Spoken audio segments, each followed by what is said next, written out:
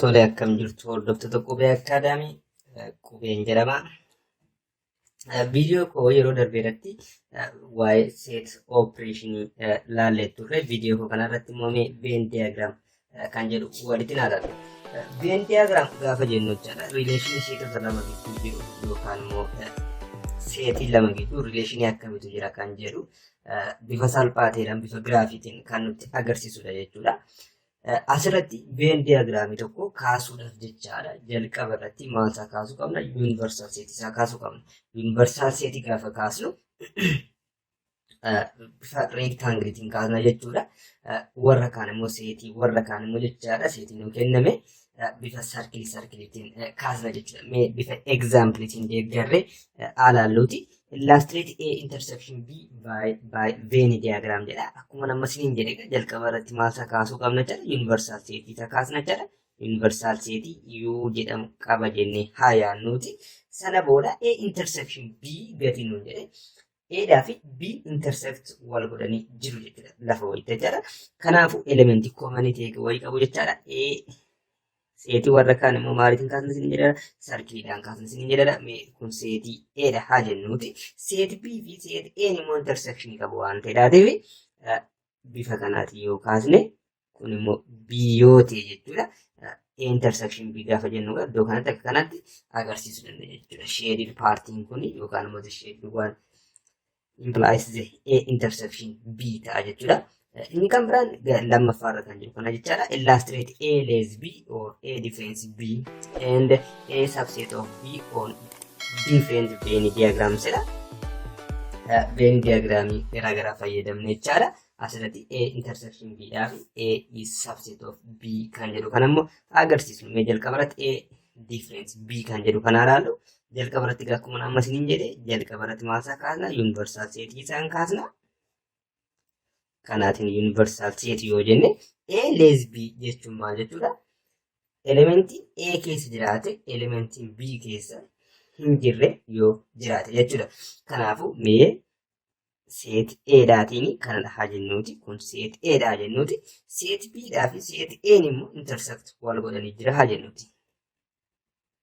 Sana booda kun bifa kanaatiin yoo jiraate iddoon kun immoo B yoo ta'e jechaadha.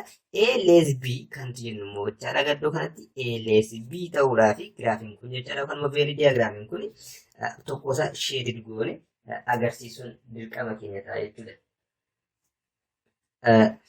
Akkam goona asirratti A less B jechuun elementiin A keessa jiraate elementii B keessa hin jirre maal gochuu qabna? Agarsiisuu qabna jechuudha. Kanaafuu elementiin kun asirraa kaasee jechuudha. A kana keessa qofaa jira jechuudha. Maaliif A intersection B hin dabalanne kana jechuun A keessa qofaa jira jechuudha. Kanaafuu A less B is the shaded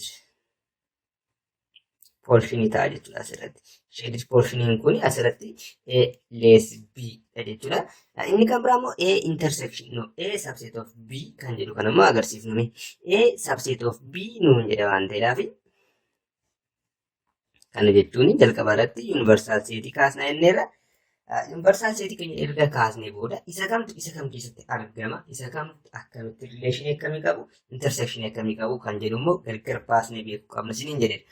Kanaafuu asirratti A is a subset of B jechuun elementiin A hundisaayyuu elementii inni jechuudha. Elementii B'ti jechuudha. Tarii akka carraa ta'e walqixa ta'uu danda'u, walqixa dhiisuu ta'uu danda'u. Garuu A keessa kan jiru hundisaa maal keessa jira? B keessa jira.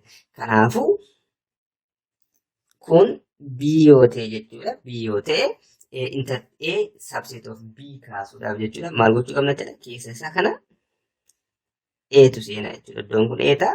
Iddoon kun immoo B ta'a jechuudha. Iddoon kun immoo B ta'a jechuudha. Kanaafuu A subset of B agarsiisuudhaaf jechuudha.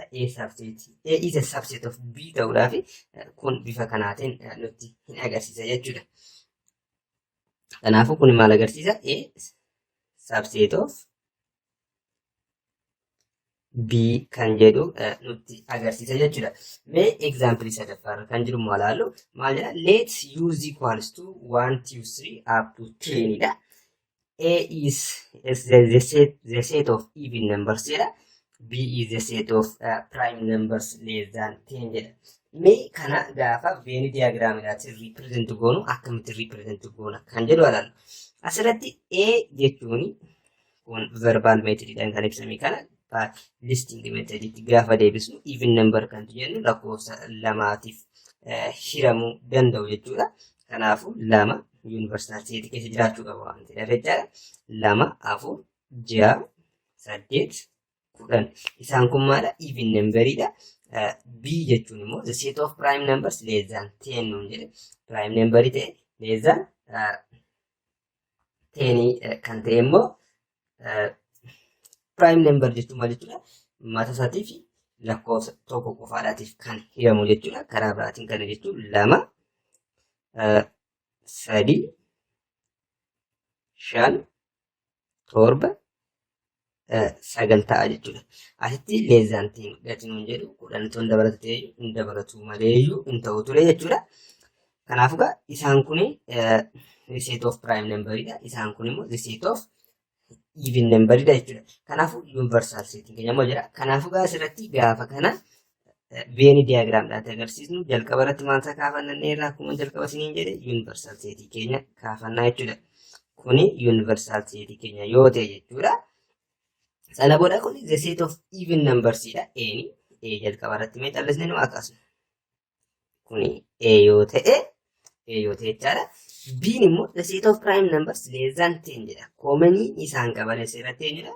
2 lamaan isaanii jechuudha. Kanaafuu koomanii tokko qabu waan ta'eef intersection qabu jechuudha. Iddoo kanatti 2 barreeffamti.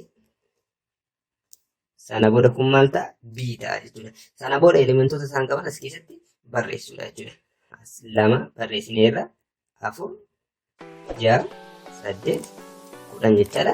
B keessaa immoo kanatti 3, 5, 7, 9 jechuudha. Akka waliigalaatti immoo kan nu hafe meeqadha?